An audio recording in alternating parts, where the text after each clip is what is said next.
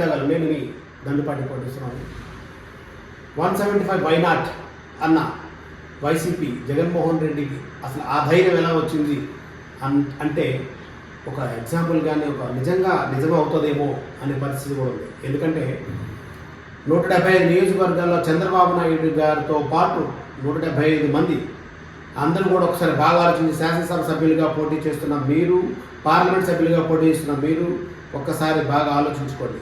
అసలు మీరు అందరూ ఎందుకంటే 175 నియోజకవర్గాల్లో పోటీ చేస్తూ ఎలక్షన్ కమిషన్కి అఫిడవిట్ ఇస్తాం మనం.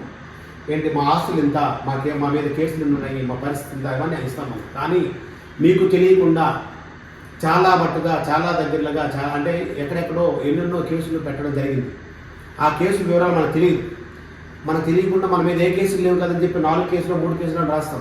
మీరు అఫిడవిట్ ఇచ్చిన తర్వాత ఎప్పుడైతే స్క్రూటీ జరుగుతుందో స్క్రూటీ జరిగిన తర్వాత ఆ కేసులను చూసేసరికి అక్కడ ఆల్రెడీ ఎఫ్ఐఆర్లు మీ మీద ఇంకా 5 ఎక్స్ట్రా ఉంటాయి. ఎందుకంటే ఈ గత 5 ఏళ్లలో అంటే చంద్రబాబు నాయుడుతో పాటు ప్రతి ఒక్కరి మీద ఎన్నో కేసులు ఈరోజు నమోదైనాయి. పవన్ కళ్యాణ్తో పాటు ప్రతి ఒక్కరు కూడా.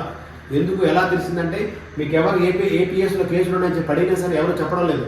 దానికి కారణాలు కూడా తెలియట్లేదు చాలామందికి. స్క్రూట్నీలో మీరు అఫిడవిట్ తప్పించారని చెప్పి మీ స్క్రూట్నీని మీ యొక్క అప్లికేషన్ని రద్దు చేసి అక్కడ ఏకగ్రీవం కూడా అయ్యే పరిస్థితి వచ్చే వైసీపీ. కాబట్టి తెలుగుదేశం, జనసేన, బీజేపీ అభ్యర్థులు అందరూ కూడా ఒకసారి ఆలోచించి హైకోర్టులో మీరు ఎవరైతే పోటీ చేస్తున్నారో వాళ్ళందరూ కలిసి హైకోర్టులోకి వెళ్ళి మా కేసు వివరాలు తెలియట్లేదు, మాకు ఎన్ని కేసులు పెట్టారో తెలియట్లేదు, మా కేసు వివరాలు అడిగితే ఏఎస్పీ గారు ఎక్కడ చెప్పట్లేదు.